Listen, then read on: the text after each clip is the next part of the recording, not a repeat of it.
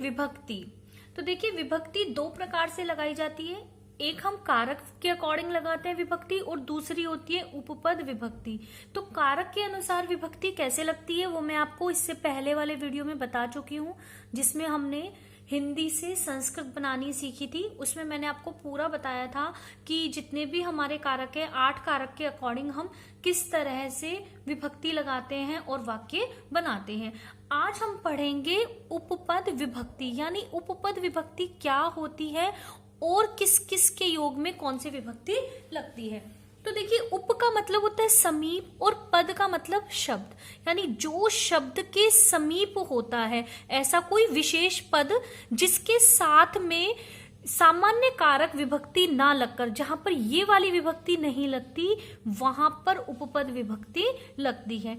यानी कोई विशेष पद होते हैं जिनके साथ जब हम सामान्य कारक विभक्ति ना लगाकर अन्य विभक्ति लगाते हैं तो वो कहलाती है उपपद विभक्ति। इसकी डेफिनेशन मैंने यहाँ लिखी हुई है, यहां से आप देख सकते हैं। अब देखिए स्टार्टिंग यानी कर्ता जो कारक होता है उसमें हम प्रथमा विभक्ति लगाते हैं। तो उसमें यहां भी आप कर्ता कारक में प्रथमा लगाते हो, यहां भी कर्ता में आप प्रथमा लगाओगे। तो ये स्टार्ट होती है हमारी द्वितीया विभक्ति से। तो अब हम पढ़ेंगे द्वितीय विभक्ति, और द्वितीय विभक्ति किस किस के योग में लगती है तो वो हम देखेंगे कि द्वितीय विभक्ति का प्रयोग हम किस किस के साथ करते हैं। तो देखिए द्वितीय विभक्ति सबसे पहले गम धातु में लगती है। गम का मतलब जाना, इसके रूप चलते हैं गच्छ से। तो पहले मैं सेंटेंस आपको जितने भी शब्द यहाँ लिखे हुए हैं इन सब के वाक्य बनाकर आपको समझाऊंगी कि किस तरह से द्वितीय विभक्ति हम लगाएंगे, यानी द्वितीय विभक्ति कहाँ कहाँ लगेगी वो हमें देखना है। तो पहला सेंटेंस हम लेंगे गम यानी गच्छ धातु। तो ये गम धातु है, रूप चलते हैं इसके गच्छ से। गम का मतलब जाना, यानी गच्छ जो धातु है इसका मतलब होता है जाना। तो जिस भी वाक्य के अंदर ये आएगा, यानी गम धातु आपने लगाई है, गच्छ शब्द अगर आ रहा है गच्छति, गच्छन्ति या गच्छामि इस तरह से, तो वहां पर आपको द्वितीय विभक्ति लगानी है। जैसे अगर हम कहते हैं कि मैं, हिंदी में मैं वाक्य लिख रही हूं, मैं बगीचे में जाता हूं, मैं बगीचे में जाता हूं। तो यहां पर देखो मैं बगीचे में, यहां पर में कारक चिन्ह आ रहा है। तो इस कारक विभक्ति के अकॉर्डिंग तो इसमें सप्तमी विभक्ति लगनी चाहिए बगीचे में, लेकिन आगे हमारा शब्द क्या है जाता हूं। इस जाता हूं की जब हम संस्कृत बनाएंगे तो हम गम धातु लिखेंगे, यानी हमारा वाक्य क्या बनेगा, मैं की अहम, आपने लिखा अहम, बगीचे में, बगीचे को उद्यानम, संस्कृत में हम उद्यान बोलेंगे, और उसमें जब हम द्वितीय विभक्ति लगाएंगे क्योंकि आगे है जाता हूं, गम धातु आ रही है वाक्य में, तो हम इस पद में द्वितीय विभक्ति लगाएंगे, सप्तमी नहीं लगाएंगे। तो हमारा शब्द बनेगा उद्यानम।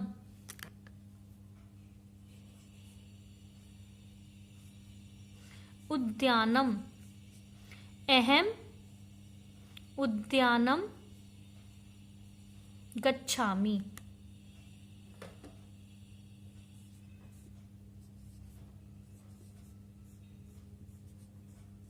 अहम उद्यानम गच्छामि, ये वाक्य बनेगा।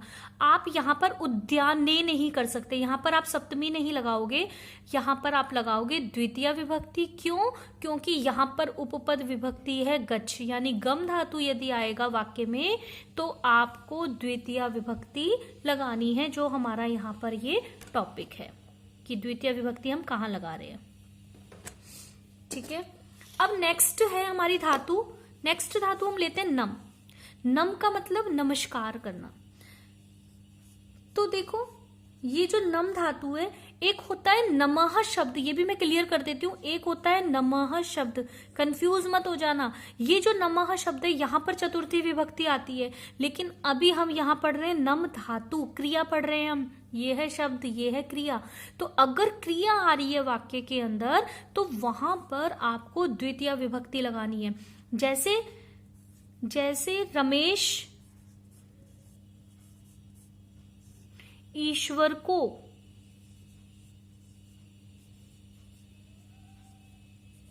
नमस्कार करता है।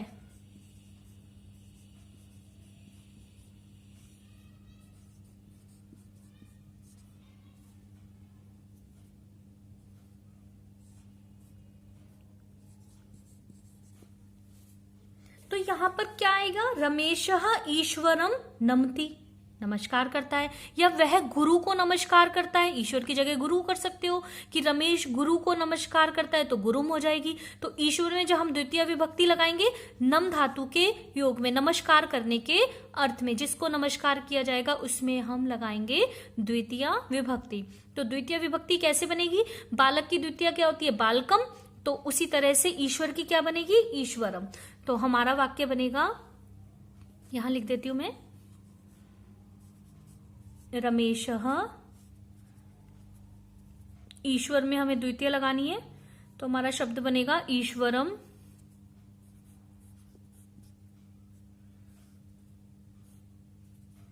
नमति।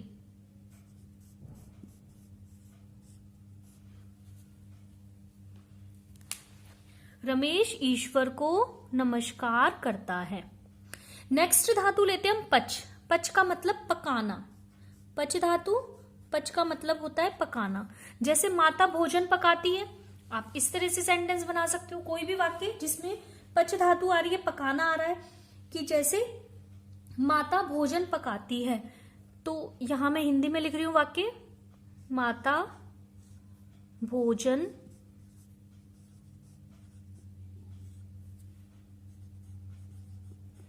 पकाती है।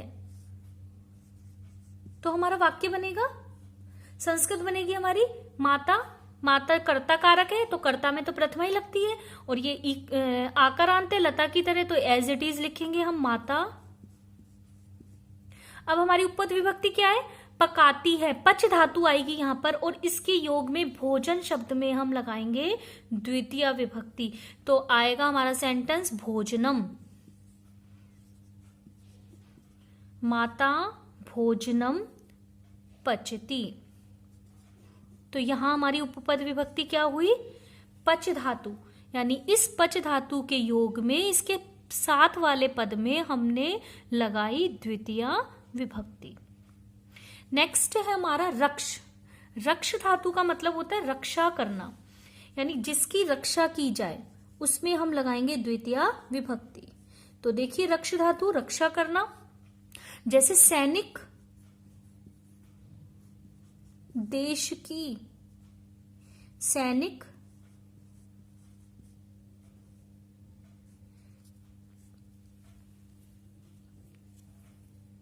देश की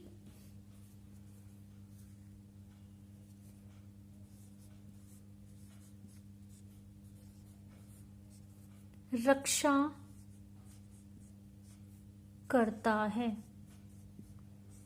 बहुवचन भी बना सकते हो, करते हैं, सैनिक देश की रक्षा करते हैं, ऐसे बना लो, करते हैं। तो यहां देखो देश की है ना, की के अकॉर्डिंग क्या आनी चाहिए यहाँ पे, संबंध कारक यानी षष्ठी विभक्ति। लेकिन यहां हम षष्ठी विभक्ति नहीं लगाएंगे। क्यों? क्योंकि आगे वाला जो हमारा पद है रक्षा करते हैं, रक्ष धातु लगानी है हमें। तो रक्ष धातु जहां आएगी तो वहां पर हम द्वितीय विभक्ति लगाएंगे, कारक के अकॉर्डिंग विभक्ति नहीं लगाएंगे। तो हमारा वाक्य बनेगा सैनिकाः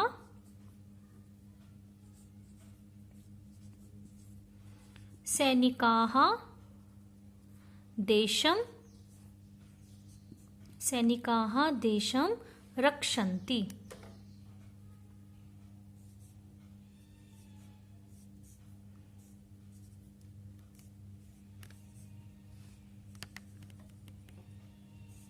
सैनिकाः देशम रक्षन्ति।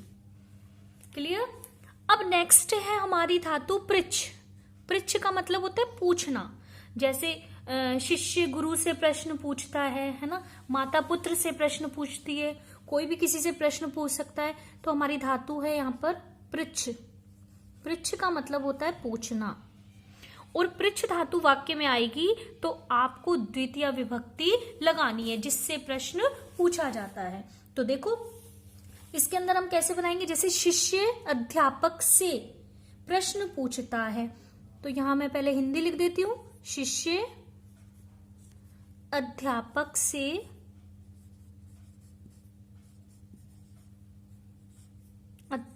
से प्रश्न पूछता है।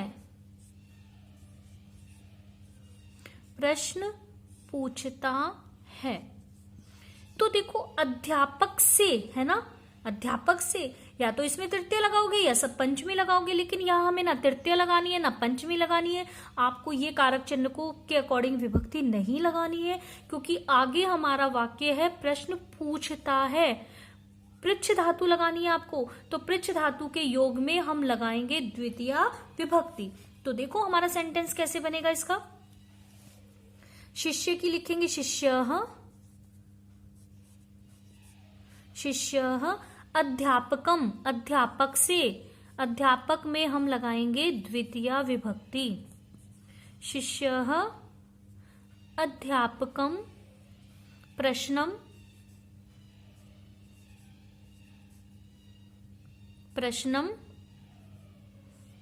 पृच्छति।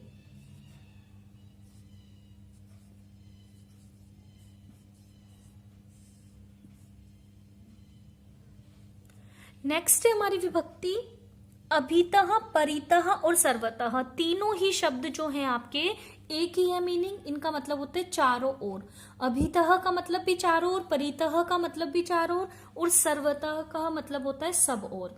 तो देखो तीनों के योग में द्वितीय विभक्ति है। एक सेंटेंस में आपको बता देती हूं। परितः का ले लेते हैं हम। परितः मतलब चारों ओर, तो परितः चारों ओर। जैसे विद्यालय के चारों ओर, अगर आपका सेंटेंस है विद्यालय के चारों ओर वृक्ष है, वृक्ष है, सड़क है, कोई भी वाक्य बना सकते हो आप। वृक्ष है, विद्यालय के चारों ओर वृक्ष है, या घर के चारों ओर वृक्ष है, कोई भी सेंटेंस बना सकते हो। तो विद्यालय के चारों ओर, तो यहां पर विद्यालय शब्द में आप लगाओगे द्वितीय विभक्ति। तो बनाओ आप विद्यालय, विद्यालयम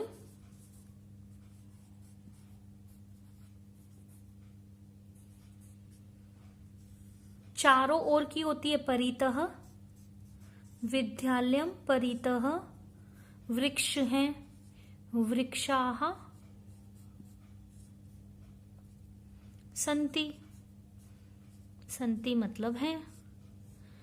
तो देखो हमारा सेंटेंस क्या बनेगा ये, विद्यालयम परितः वृक्षाः सन्ति।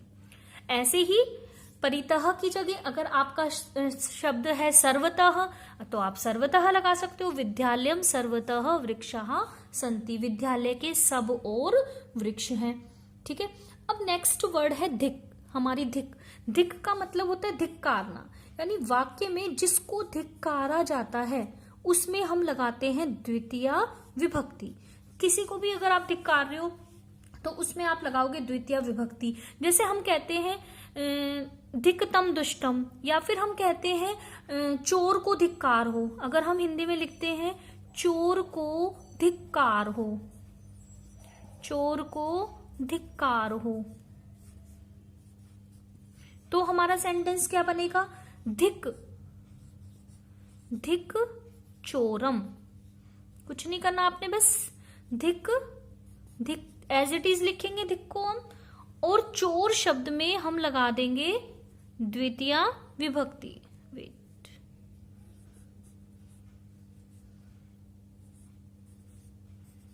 धिक चोरम। तो इस तरह से यहां पर हमारी लग गई द्वितीय विभक्ति। तो ये उपपद विभक्तियां हैं, यानी अगर यहां पर उपपद आ जाए, कोई भी ऐसा विशेष पद आ जाए वाक्य में, तो उस वाक्य के अंदर कारक के अनुसार विभक्ति ना लगकर उस विशेष पद के अनुसार विभक्ति लगाई जाती है। इसे ही हम उपपद विभक्ति कहते हैं। तो ये हो गई आज हमारी द्वितीय विभक्ति। नेक्स्ट वीडियो में हम तृतीय विभक्ति के बारे में पढ़ेंगे। उम्मीद है आपको समझ आया होगा।